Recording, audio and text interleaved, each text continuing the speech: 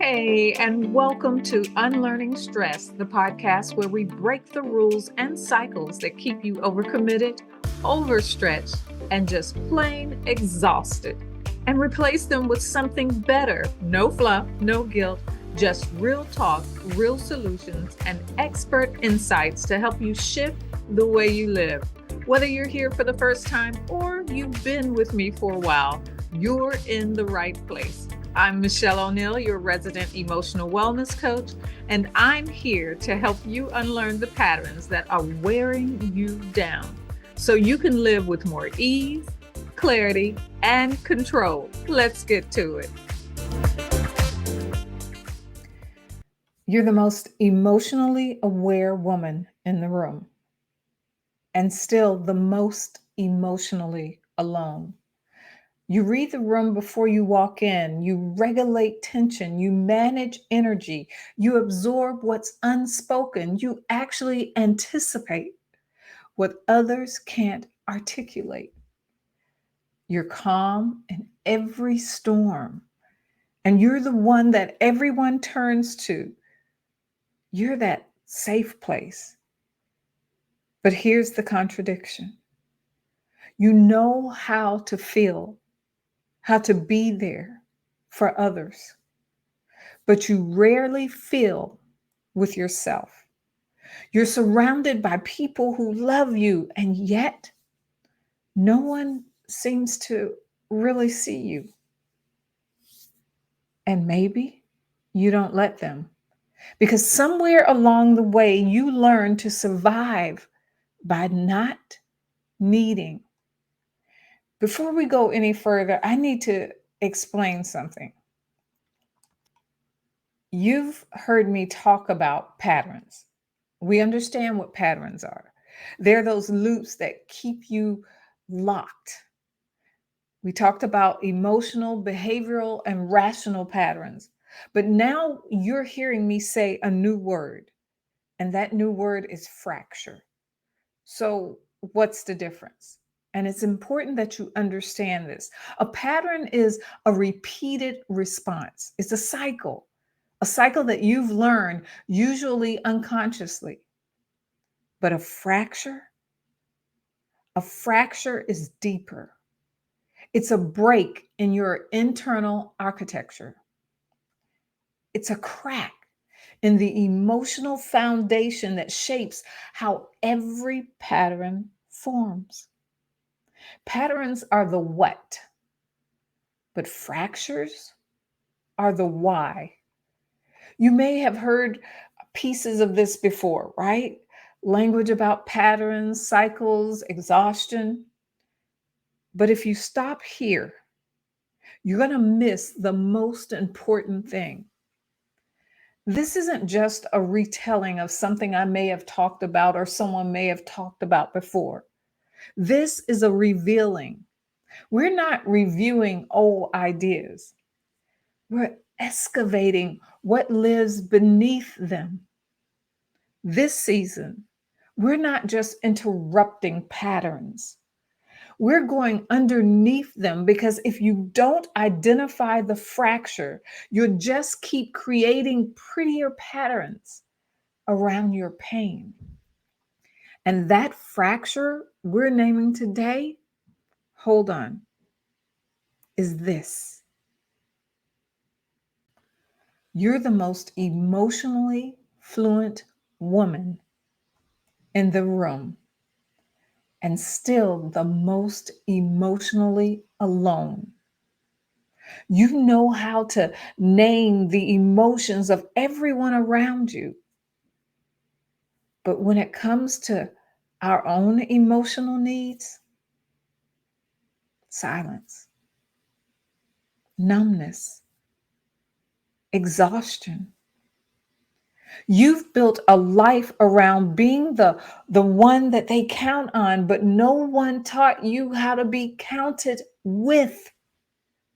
You regulate others, but you're unregulated. You hold space for others, but no one holds space for you. you know how to say, hey, how are you? How are you doing today? To everyone. And they know when they hear you say that you really want to know, that you mean it, that is not some casual platitude. But you know what? You don't even remember the last time someone asked that of you and meant it and really wanted to hear what was going on with you. And here's the thing, you taught them to treat you this way, not out of manipulation, but it was your survival, not out of pride, but out of wiring. You made it look easy. You made yourself essential. And now that emotional cost has come due. And you're not just tired. You're not just drained. You're emotional fluent and still emotionally alone. And the part that stings the most is you're not even sure who you are if you're not helping, if you're not moving and doing. And if you stop moving, if you stop fixing, if you stop doing, let's be honest, you're afraid of what that may reveal and what you may see. Not because you hate her, you love her, but because you've never really met her. And if you have met her, you've forgotten her. And that right there is the fracture. But why now? Why is it showing up now? It kind of reminds me of the foundation of a home, and all of a sudden, this beautiful basement has a crack in it. And you're wondering what shifted, what happened to make it crack. So why now? Because you're finally slowing down just enough to hear that emotional echo. Because what used to energize you now, it just empties you. And this fracture, it's always been there. It's just over time traveled slowly, got bigger. And so now it's exposed. And what's exposed can finally heal. So let's pause for a moment and go inside her. Go inside her mind. What I'm saying is go inside your mind, because there's a constant dialogue that's actually playing underneath it all. Things like you say, I'm just tired. But the truth is, you're emotionally starved. Or you say, it's no big deal. But the truth is, it's never felt safe to make it a big deal. Or maybe you say, oh, I'm used to this. But the truth is, you were conditioned for this, trained to disappear so that others could be comfortable. Or maybe you say, but they need me. And the truth is, you need someone too. This is the invisible fracture, a conversation that you've been having with yourself for years, but today we name it, we answer it, we interrupt it, and you are no longer available to be the silent one. You are no longer the one who hides her aches behind a helpful smile. You are no longer the one who explains away her own exhaustion. It's real. You are the one who tells the truth now, even in whispers, if that's the only way you can get it out. Because those whispers are where the healing begins. So, what does this fracture look like? It looks like you holding your breath before you answer the phone. It looks like smiling when someone says, "You're just so strong," and dying a little inside.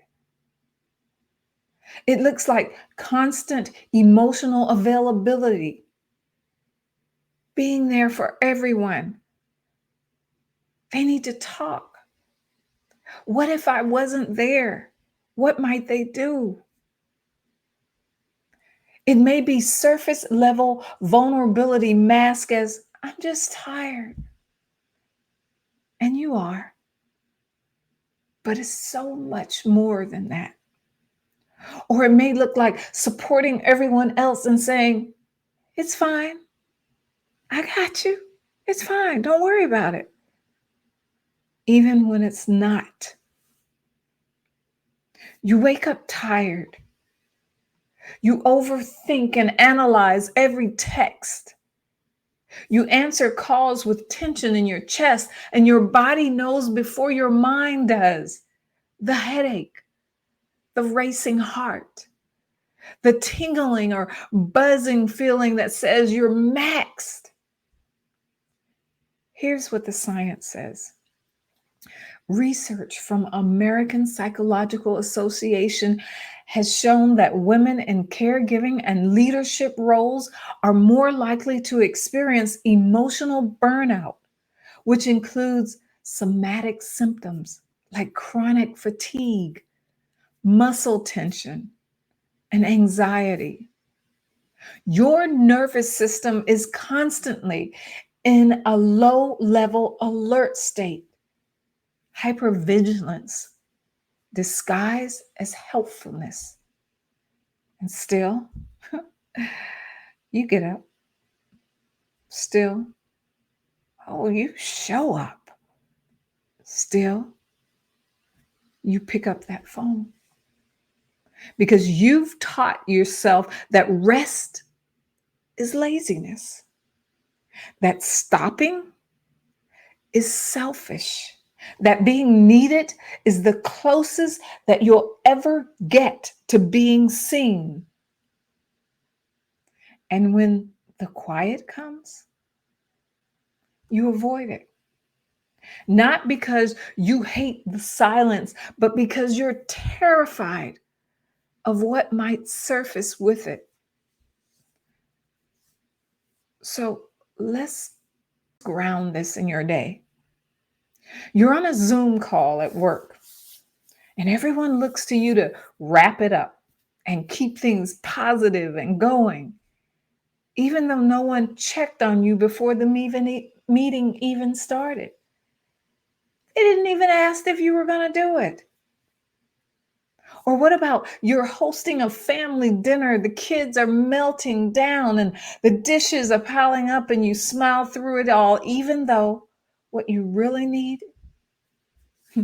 is to step outside and breathe.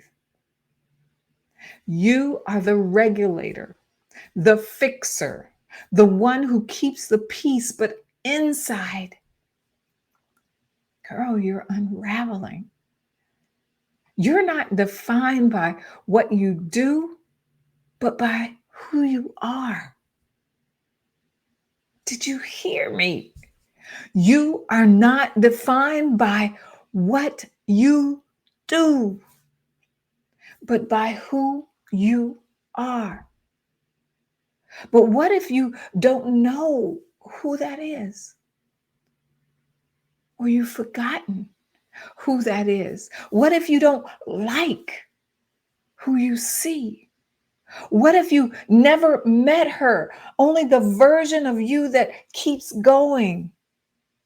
That's what this fracture protects you from, the truth of your own reflection. And that's what we're unlearning today.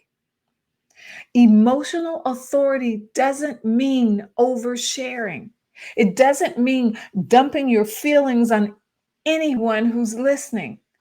It means telling the truth selectively, securely, and sacredly. It means saying that I'm not okay without apologizing for it. Texting, I'm holding a lot right now, and letting that be enough and the end of the conversation. It's saying I need care too without guilt. It's the decision to stop scripting your feelings so that others can digest them more easily. It's the moment that you stop managing other people's comfort at the expense of your own clarity. And I get it. It's hard. It's really, really hard because emotional authority is risky when your safety has always been tied to emotional invisibility. And telling the truth about how you feel doesn't just feel rebellious, it feels dangerous. We're not telling you to, and I'm not telling you to lock into that what you feel is necessarily what is. You're just sharing what you are feeling. Because your nervous system is trained to protect peace at all costs. And to you, that peace has often meant silence. But the truth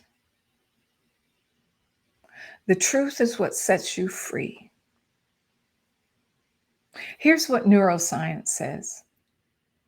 According to Dr. Dan Siegel, naming an emotion helps regulate the limbic system, the emotional center of your brain. Name it to tame it isn't just a catchy phrase. It's a proven pathway to actually calming the nervous system and returning to emotional clarity. So when you say, I'm overwhelmed, or I feel invisible, or I need time, you're not being dramatic. You're being whole. When you reclaim your emotional authority, you stop asking for permission to feel. You stop auditioning for care. You stop translating your need into palatable request. Because the truth is, you are still loved even when you're not useful. You are still safe even when you're not strong. You are still worthy even when you're not doing anything at all. And so I want to bring this into real life. I want you to start pausing before automatically saying yes. Let someone see your face when you're holding back tears instead of retreating to the bathroom. Respond to, are you okay with, not really, but thanks for asking. And if they press you, it's okay to say, I don't want to talk about it right now. Take 5 minutes in the car before walking into the house because you need a moment to return to yourself. And maybe the most powerful act of emotional authority is this: sitting still long enough to hear what you need before you decide how to explain it to others. Here's that myth that we believe: strength is doing everything. Strength is silence. Strength is smiling while bleeding. But real strength is truth. Real strength is stillness. Real strength is choosing not to perform even when you know you could. Because this isn't about becoming someone new. It's about meeting the version of you that's been hiding underneath that performance, underneath that cracked fracture, underneath that cycled pattern. God's voice will never demand performance to prove your worth. And the people that He's sending to you won't either. So let this be the beginning of a new emotional authority, rooted in truth, regulated by grace, released in safety, not performed, not fixed, not vanish. Just stay and breathe. So here's your invitation today. Not homework, not a journal prompt, just truth. Today, speak one honest sentence aloud to someone who has earned it, not just to anyone. Or you know what? Just to yourself. It might sound like, I'm holding more than you think. Or maybe, I don't have it in me today. Or, I want to be seen, not just needed. Not because you fixed anything, but because you stopped pretending, even for those few minutes. You stopped hiding behind strength and you let your soul come forward. You don't have to stay emotionally alone. You don't have to keep performing connection or pretending. Let's call it what it is, pretending connection. There's a version of you that can rest and still be respected, who can speak and still be safe, who can slow down and still be loved. She's not a fantasy. She's you already. And if you ever feel like you're walking through this fracture alone, here's the truth. You are walking with women who cry quietly in the bathroom and come back smiling. Lead teams, churches, families, and carry burdens no one sees. Are slowly learning that strength is not silence and softness is not weak. Are reclaiming their voice, their body, their bandwidth. are rediscovering joy not tied to usefulness. Listen, you're not broken. You're just fractured. And we're healing that one honest truth at a time. And if you feel that you want to go a little deeper and work on a fracture and one specific pattern that's been driving you lately, I have something for you called the experience, where I will work with you to break that one pattern one-on-one, you and I together. And if that's something that you feel you're ready for, you're ready to step out, go ahead and DM me the word reset. You can find me on YouTube. You can find me on Instagram, on Facebook, Substack as Mischelle O'Neill. Until next time, take care. Bye-bye. If this episode hits home, don't just push it aside. Lean into it. Subscribe so you don't miss what's next. And connect with me on YouTube, LinkedIn, and Substack, where we go even deeper. Links will be in the comments. And if you're ready to start unlearning the patterns that keep you stuck, keep listening, because real change happens one choice at a time. I'll see you next time. Take care. Bye-bye.